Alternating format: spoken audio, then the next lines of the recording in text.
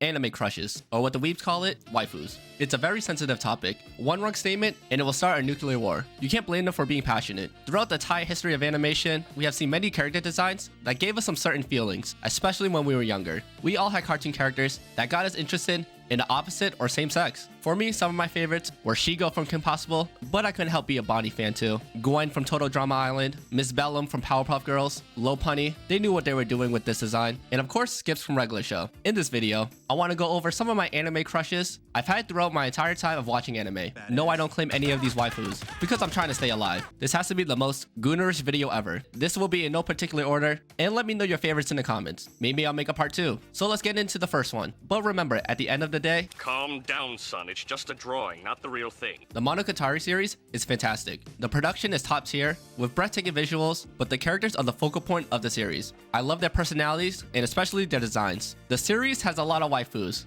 and everyone has their favorite. If you're into tomboys, you got Kanburi. If you like the sweet busty type, you got Hanakawa. And if you want to be on EDP watch, you're spoiled for choice here. My favorite though is Senjo Gahara. The way she carries herself and her attitude makes me a fan. The first time we see her, she's literally falling from the sky. How can you beat that entrance? Her dialogue's witty, she got style, and she breaks the fourth wall. And she's not afraid to express her feelings. She is pretty crazy, especially in Bakemonogatari. And there might be a theme with my anime crushes, but I just couldn't help being a fan. I found her very entertaining, and she's such a scene stealer. But you gotta watch out though. She's not afraid to use a razor blade. The world of Attack on Titan is one of the worst in anime history. You do not want to be in this world full of big ass titans and just death everywhere. But it doesn't stop itself from having some anime baddies. And my favorite is Mikasa. It's an obvious choice for people who have seen Attack on Titan, and she's not winning it because of her personality. It's because she's a badass. Her power level is absolutely absurd, and the way she be killing these titans, it's amazing to see. Mikasa will also love you to death, and also will kill anyone in her way. She is definitely scary. And with the last season, she got a bit of a freaky side. Does those reasons turn me away?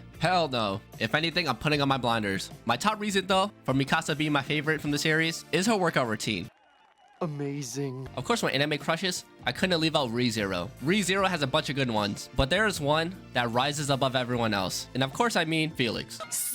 It's Wham. She is the epitome of anime waifu, and everyone loves her. Every time I watch a Sea Dog Crane video, there's always a Wham figure. Even when it took 4 years between season 1 and 2, Wham was as popular as ever. But for me though, Wham is overrated as fuck. I don't have the same feelings for her as many other anime fans. She just doesn't do it for me. Emilia clears her. Hell, even Beatrice and Ram clears her. Move this man!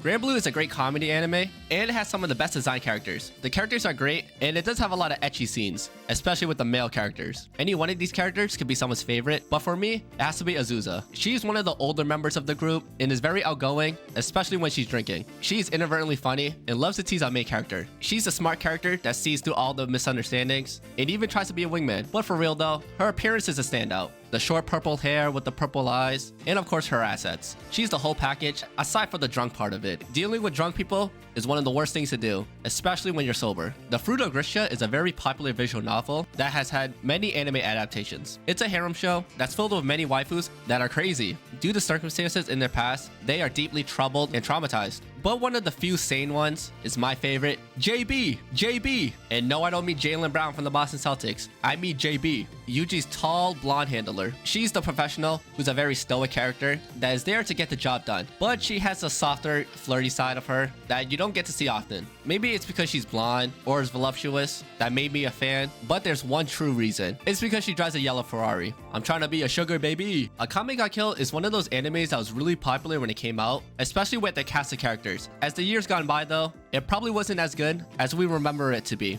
I really enjoyed the series when it came out, and they spoiled us with choice with the many waifus they have here. Characters like Akame, Chelsea, and I always had a soft spot for Leone. But there's one obvious one. Say it with me now, Estef. Estef has to be the epitome of, I can fix that.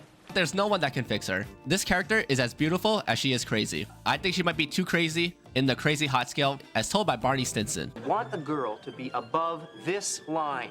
Anime fans know Estef. She is a fan favorite, and you know her, even if you haven't seen the Akame ga Kill. At one point, she was literally everywhere. She's designed very nicely, but goddamn is she crazy. But maybe that's what draws me in. The fear of being killed at any moment is a rush. We've seen both sides of her, the extremely crazy torturous side, and the soft, sweet spoken side that really pushed her over the top. She might be the most perfectly rated waifu. The Dragon Ball series has had many waifus throughout the entire series. Characters like Bulma, Android 18, Android 21, and Majin Buu. So many choices, but my favorite has to be Vegeta, the Prince of all Saiyans. He's the best waifu, because no matter how many times this man gets beat up, he always gets up and tries again and keeps that same cocky attitude. Vegeta's personality is an asshole, but he's very caring. Just look at him with Bulma, always ready to protect her when needed. He is a caring husband and a great father. Can't say the same about Goku. Vegeta has always been my favorite, even since I was a kid. Even though his ego is as big as our universe, I just can't help loving this guy. If I was ever isekai to an anime world, I would choose Bleach. Not because of their powers or the world they live in, it's because it's filled with so many baddies. We are spoiled for choices for waifus. There is too many of them. It's a tough choice. Any one of these characters could be someone's favorite, just to name a few. Yororichi, Rukia, Hallibell, Nell's adult form, Captain Soifan, and many, many more. There's literally too much. Watching the show as a kid, my favorite was definitely Orihime. She's the sweetest character ever, and is not the smartest character, but she's so lovable. Kid me was definitely a fan of her assets though. As the series progressed though, I got a new favorite, and it's Rangeku. Basically an older version of Orihime. It's an upbeat personality, and her no fucks given attitude puts her as number one. I really like her character design, and maybe I'm just attracted to the beautiful character type. And with the new Bleach series, she looks even better. 10 out of 10. Not only are the female characters bad, the male characters are bad too.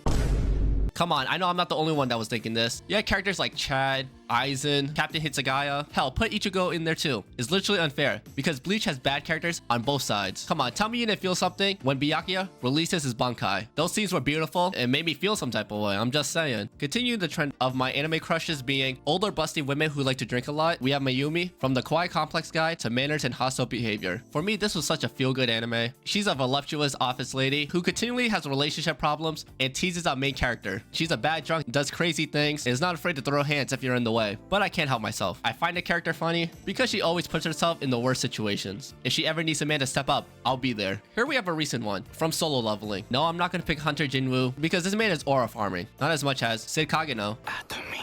But for me, it's Hanta-cha. It's a very easy choice, and I called dibs on her when I was reading the manhwa weekly. I like her character design. She's a strong, powerful character that can literally smell aura. I'm sure many of you feel the same way, but unfortunately, we might have to go through Jinwoo for her, and we all know that's no easy task.